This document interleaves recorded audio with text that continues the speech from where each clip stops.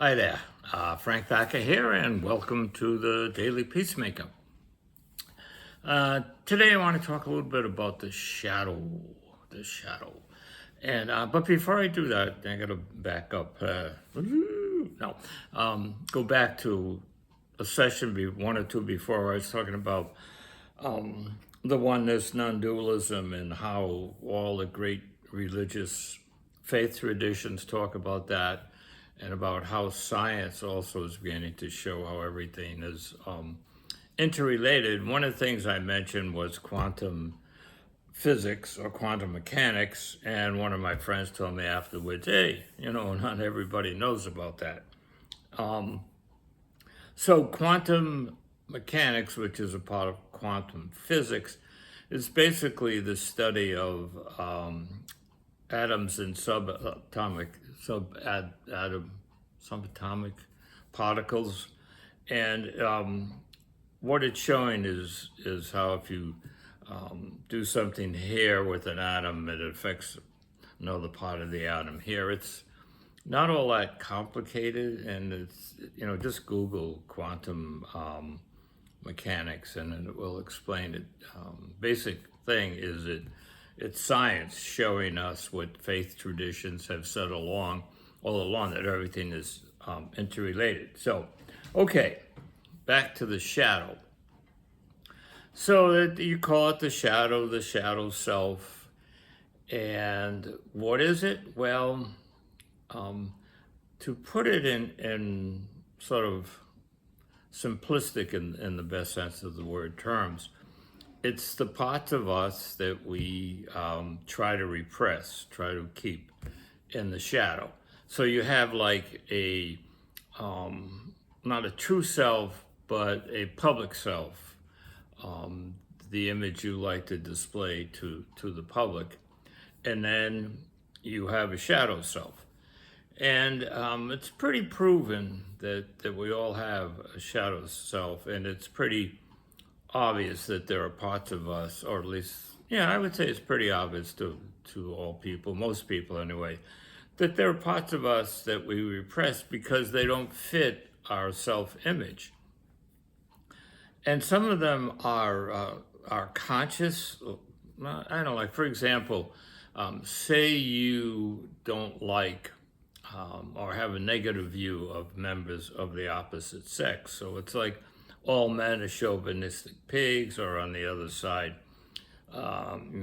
you think women are controlling freaks.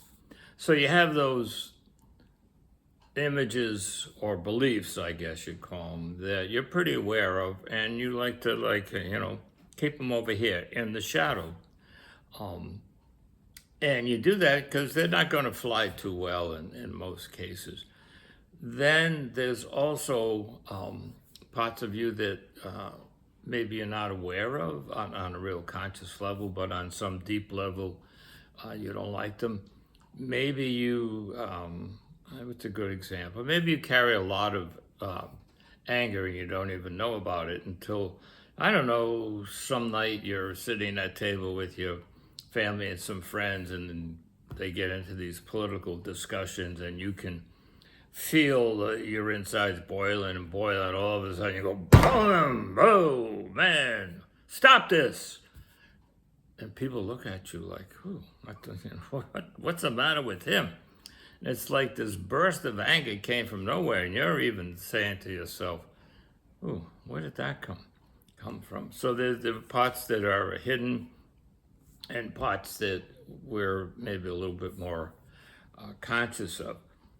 And there's tons of examples. The person down the street that goes off on this killing rampage, for lack of a better word, or kills his wife, or vice versa. And you say to yourself, and you talk to your neighbors, wow, he was a pretty quiet guy.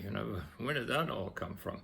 So it's that hidden rage, or whatever. It could be fear of people that have different religious beliefs, or people that maybe have a different color skin. Maybe we're conscious of those, but maybe we're not. And we just try to repress all those things, even good things. You know, you may be a very gentle, kind soul, and maybe you were brought up to believe that if you act that way, you'll get crucified in this world and you never get anywhere. So even try to keep that piece of you, which is probably a pretty nice piece. You kind of put that in the side there. You don't want people to think you're too nice. So anyway, so the shadow. So there's a lot of stuff in our shadows. And the thing to do is to begin to deal with the shadow. So people may say, well, you know, if it's got all that negative stuff in general, even though there's some good stuff in there, they may say, well, you know, maybe it's good to keep it in the shadow. Why do we have to acknowledge it? Just like, you know, keep it in there, you know. The problem is that with the shadow, you can't lock it in the closet and throw it away. It wants to come out. Our shadow self wants to come out. And it's a really good word, I think, shadow. And maybe this is, excuse me for a minute, just need a little sip of water. So maybe this is a good analogy, maybe it's not, but I think for all of us, there have been times when we have felt in the shadow of someone. Good example is, you know, in a family situation where your older brother or sister was always in the limelight and the best ever, and you always felt like you were sort of in their shadow, and you wanted to be acknowledged, so you did something to get acknowledged. I remember, I think it was in the 4th grade, and I told the teacher, who was also a nun, to all of a sudden, I forget exactly what was going on, but out of nowhere I said, why don't you shut up? And so I got acknowledged, but I got noticed, but it wasn't too great of the type of notice I got. So the point is that our shadow selves want to be recognized. They want to be noticed. And so they are going to come out, and often if we haven't somehow, I don't know, befriended them, but acknowledged them, gave them their due, and even kind of took the good from them. Like if you have a lot of anger and hidden in there, and you begin to realize that anger can become, you know, anger is energy. So you can begin to use that energy in a good way. Also, to keep things in the shadow takes a lot of energy. So you're using this energy to do that. You acknowledge things in your shadow, or you have a shadow self, and that energy now can be used in some different, more positive ways. And the shadow's going to come out. Another good example is all this stuff you hear all the time now. Someone makes a racist remark or some inappropriate remark about something, and they get called on the carpet for that. And they say, well, that's not who I am. Well, it's not who you are per se, but it is part of you. It's your shadow self. So the thing to do, in my opinion, is to begin to acknowledge the shadow.